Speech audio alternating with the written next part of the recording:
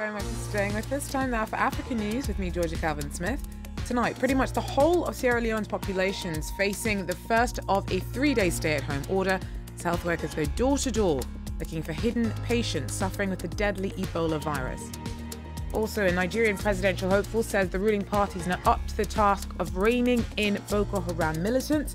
We hear from the country's ambassador to the US about the recent death sentence handed down to a dozen mutinous soldiers. Our correspondents say a desperate lack of morale amongst troops is not uncommon. And after decades of tension, one aspect fueling the turbulent relationship between Rwanda and Democratic Republic of Congo is being tackled. A new commission's trying to pin down borders and work out exactly where one begins and the other ends.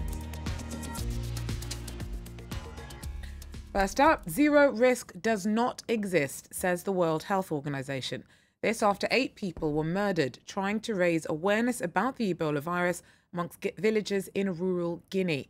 6 people have since been arrested. The WHO says the incident must not, though, stop efforts to get through to frightened communities.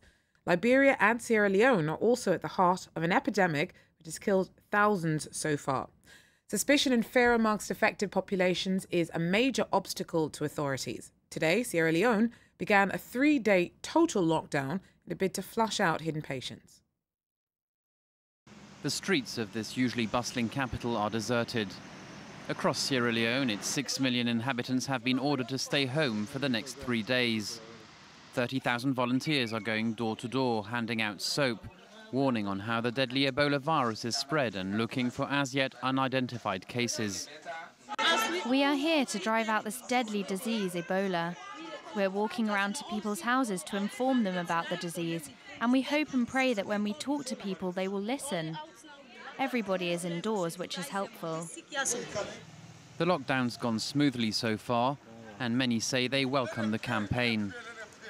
You know, I feel good because it will protect our country from this dangerous virus. Many of our people have died, nurses and doctors too, so if they ask us to stay home for 3 days, for me, it's not bad. That is what the government wants for our own good to happen in the country. That's why they did that. More than 550 people have died from Ebola in Sierra Leone so far. Authorities are braced for a jump in the toll, expecting to uncover more patients and victims. Nicholas Schwimmer there on that report. In other news, a US judge has said that he'll wait a week before deciding whether to accept a plea agreement from an Egyptian suspected of links to fatal embassy bombings in Kenya and Tanzania in 1998. On Friday, Adel Abdul Bari pleaded guilty to conspiring to killing US citizens abroad. The district judge, though, says the defense must do more to convince him to allow Bari to avoid trial. 224 people were killed in the blasts. Bari's co-defendants, a Libyan and a Saudi national, have pled not guilty.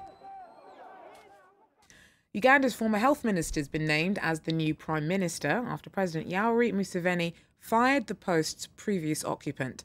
Amama Babazi was sacked on Friday to be replaced by Ruhakana Rugunda. Babazi was widely expected to run for the top job in the 2016 election. Some analysts believe that his exit suggests that, even after 28 years in power, Museveni isn't ready to step down. In Nigeria, former Vice President Atiku Abubakar slammed efforts to rein in the Boko Haram insurgency in the northeast. Abubakar, from the opposition APC party, hopes to run for president next year. He said current leader Goodluck Jonathan's PDP lacks the political will to end the militant bloody uprising. The army certainly faced its problems, and amidst reports of low morale amongst soldiers, this week a dozen were sentenced to death for mutiny. Nigeria's ambassador to the US, Ade Adefuye, spoke to me from Washington. I asked him about the chronic lack of preparedness that appears to have driven some troops to mutiny. The allegations were ill-conceived. I don't think they're correct. And that is why the military tribunal found them guilty, because they could not substantiate those charges. The point is most of these activities, there are some fifth columnists in the Nigerian Defense Forces who are trying to sabotage the efforts of the administration to bring Boko Haram to book. And so what we're trying to do is to do a kind of a house-cleaning exercise to remove those fifth columnists and make sure that the fight against Boko Haram goes unimpeded.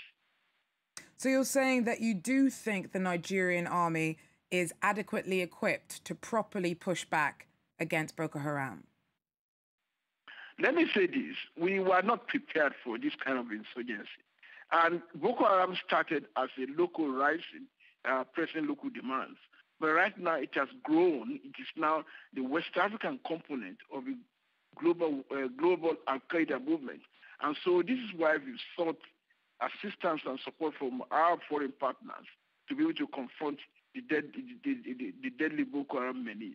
And we are now very ready to make sure we've made some significant successes. The areas where the Boko Haram people have taken over, we've put them out, and we're now posed to exterminate Boko Haram on a permanent basis. A trickle of Muslims who fled violent persecution in Central African Republic have started to return from neighbouring nations.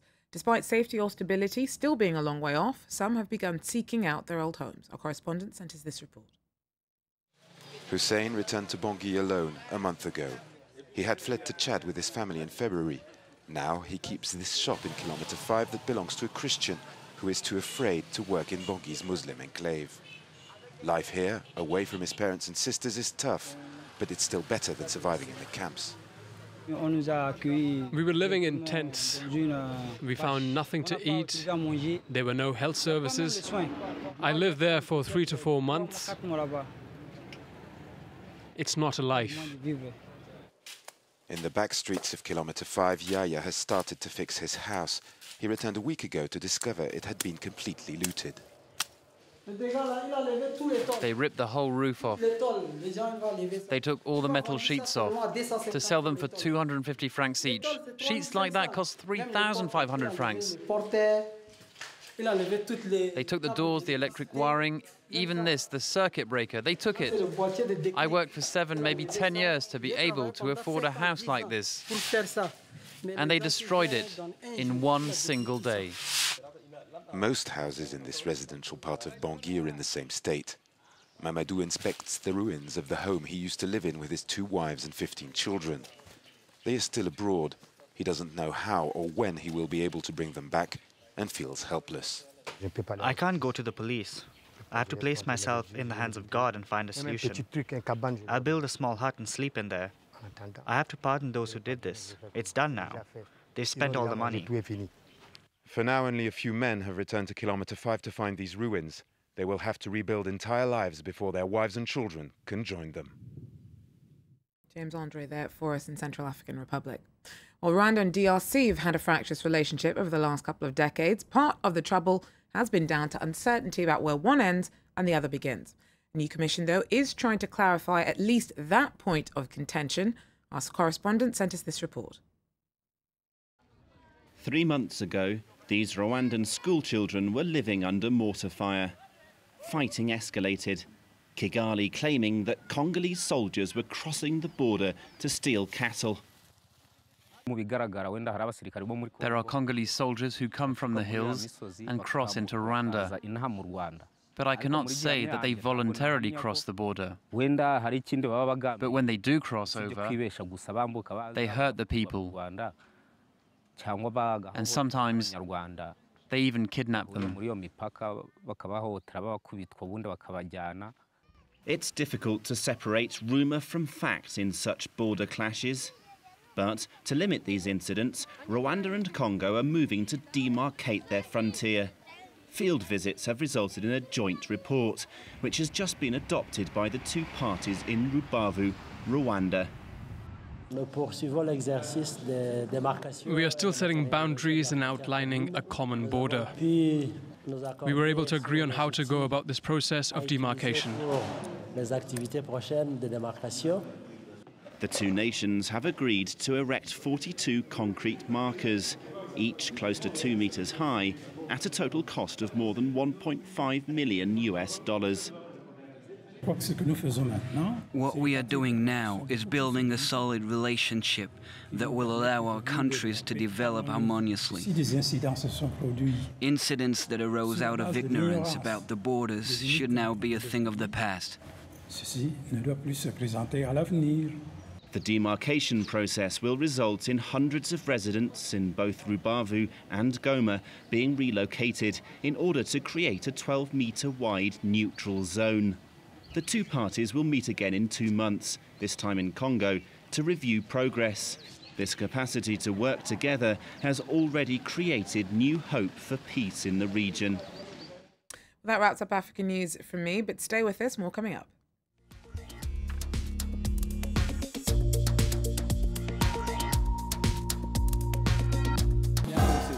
Reporters.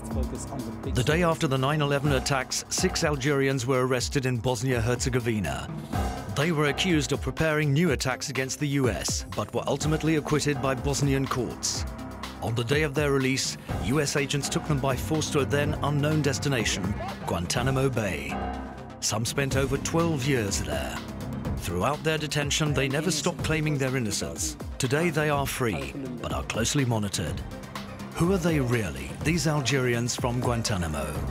Reporters on France 24 and France24.com.